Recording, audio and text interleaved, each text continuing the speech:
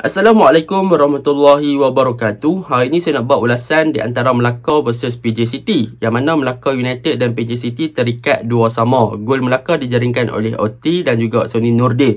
Bagi saya dua-dua gol tu memang gol yang sangat menarik lah. OT gol yang lawa, Sony Nordin lagilah gol yang lawa. Manakala untuk gol PJ City, K Gurusami dan juga Darren Lock disebabkan kesilapan yang dilakukan oleh Syazwan Andik, dan K Gurusami adalah gol yang daripada half volley, memang lawa jugalah gol daripada K Gurusami tersebut, dan boleh dikatakan seri tu adalah keputusan yang memadai lah daripada segi corak permainan kedua-dua pasukan. Tetapi sepatutnya Melaka boleh menunjukkan aksi yang lebih konsisten, aksi yang lebih baik, sebab mereka ada skuad yang lebih bagus daripada PJ City, tetapi sayang mereka gagal untuk menyayangi PJ City yang menggunakan lokal pemain sahaja, dan keputusan seri itu adalah keputusan yang terpaksa diterima oleh kedua-dua pasukan dengan membawa pulang satu mata. Baiklah, tanpa membuang masa, mari kita masuk ke dalam ulasan perlawanan. Untuk ulasan perlawanan, saya akan mulakan dengan Melaka United. Untuk Melaka United, apakah perkara yang boleh saya puji untuk perlawanan ni?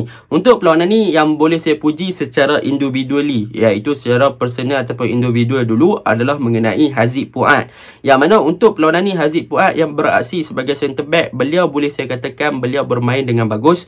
Beliau berjaya untuk menunjukkan satu disiplin yang bagus dan corak bertahan yang baik di bahagian pertahanan. Dan yang paling penting, beliau berjaya untuk menjaga Darren Lock dalam perlawanan ni dengan sangat bagus. Man marking beliau bagus. Beliau agak kental. Beliau berjaya untuk follow up Darren Lock, tak bagi Darren Lock berada dalam positioning yang kosong. Beliau tak bagi Darren Lock bergerak bebas. Memang dia man marking Darren Lock ni memang superb lah untuk Haziq Fuad, dan defending shape dia tu pun bagus. Tetapi sayang, beribu kali sayang, untuk gol Darren Lock tu bukan salah Haziq Fuad lah, yang mana Syazwan Andik yang gagal untuk buat clearance dengan baik. Darren Lock nampak benda tu, dia lakukan first timer terus dan gol penyamaan untuk pasukan PJ City ketika itu. Tetapi overall Haziq Fuad menunjukkan kematangan daripada game ke game. Dia menunjukkan improvement, dia menunjukkan penambahbaikan yang bagus. Sebagai seorang centre back, dia dah berani buat keputusan yang lebih bagus. Tackling dia pun on point, dia man marking pun dah bagus, close space dia bagus, pandai low block, pandai bawa net defend tinggi rendah dan sebagainya. So benda tu dah bagus untuk Haziq Fuad untuk improve daripada game ke game untuk jadi lagi better player. Itu yang pertama untuk Melaka yang boleh saya puji lah.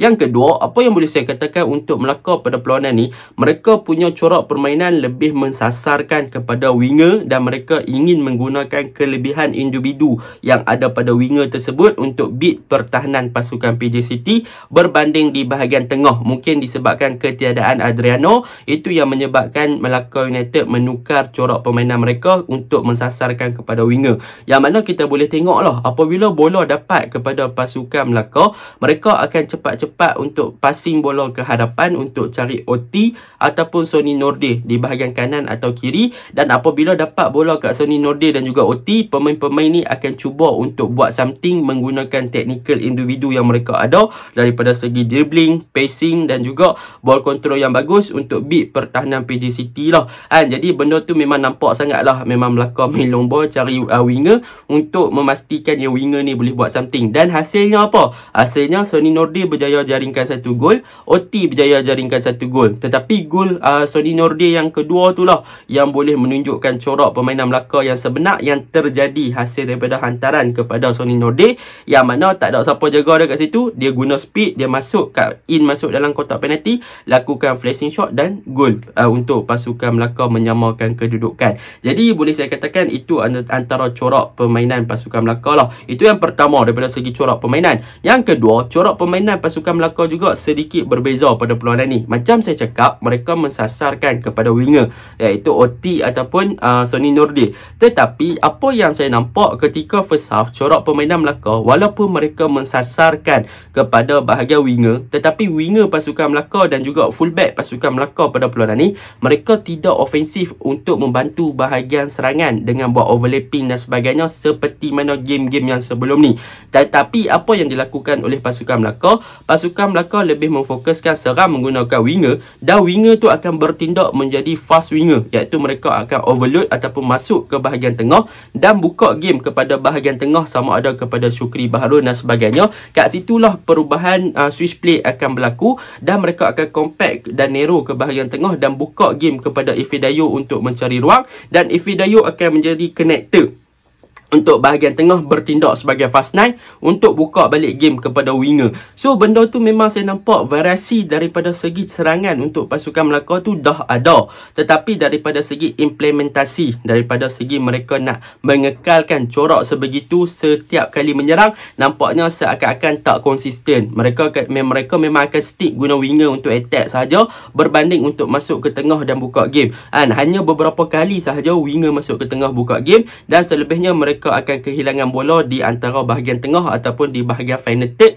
akibat daripada passing yang tak sampai dan sebagainya. Jadi benda itulah yang perlu diimprove oleh pasukan Melaka sekiranya mereka ingin menerapkan corak permainan yang berbeza. Mereka perlu konsisten dalam 90 minit, bukannya ada certain point je yang menjadi. And itu yang menjadi persoalan kepada pasukan Melaka. Kenapa build-up play mereka mengharapkan kepada winger dan kadang-kadang kenapa masuk ke tengah, tetapi pergerakan tu tak konsisten dan senang dibaca oleh pemain-pemain pertahanan PJ City untuk menghalang ataupun untuk melakukan interception ataupun mematahkan serangan yang cuba dilakukan oleh pasukan Melaka. Jadi secara kesimpulannya untuk pasukan Melaka, daripada segi gol yang dijaringkan oleh PJ City, memang kita tak nafi lebih kepada kesilapan individu, yang mana gol pertama tu kesilapan Syazwar Andy. So mereka kena terimalah untuk membawa pulang satu mata. Itu yang pertama. Yang kedua, mereka perlu perbaiki lagi daripada segi corak menyerang, bagaimana mereka nak utilize Ifidayo, sama ada mereka nak menjadikan dia sebagai fast nine ataupun nak menjadikan dia sebagai target man. Sebab semalam memang nampak lah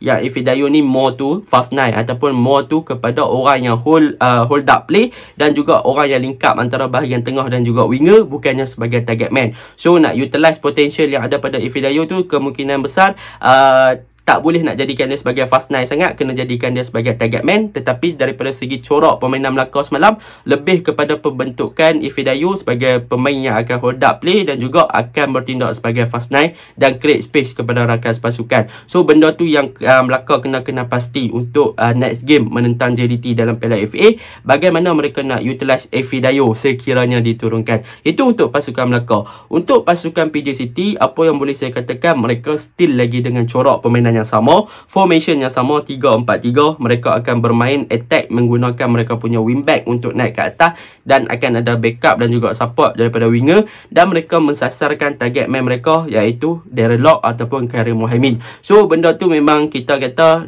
itulah taktikal PJ City yang tak berubah dan sebagainya. Tetapi apabila mereka menunjukkan kematangan daripada segi attacking, mereka dah bagus daripada segi transition menyerang ke daripada bertahan ke menyerang, yang mana mereka boleh build-up, mereka boleh naik ke atas, mereka boleh cari bahagian target man, mereka ada crosser ataupun ada orang yang mampu untuk cross dengan baik mencari target man. Tetapi yang menjadi masalah adalah apabila mereka di counter ataupun diserang, yang mana transition untuk membentuk back five tu bagi saya daripada menyerang ke bertahan mereka agak lambat, dan pembentukan back five di belakang tu kadang-kadang tak nampak shape, tak ada bentuk. So benda tu perlu diperkemaskan oleh PJ City. Sebab apa? Sebab shape ataupun bentuk ataupun transition mereka daripada menyerang ke bertahan pada awal season adalah sangat bagus. Memang puji, mereka punya defense akan compact, transition mereka akan berubah dengan cepat. Tetapi sekarang nampak transition tu dah mungkin orang kata makin loy, makin lemah lah, makin kurang, makin slow dan sebagainya. So benda tu perlu diimprove oleh pasukan PJ City untuk the next game, untuk memastikan yang defense mereka lebih solid, bukan sahaja bahagian serangan tetapi bahagian defense pun akan jadi lebih solid. Jadi itu sahaja ulasan saya. Assalamualaikum.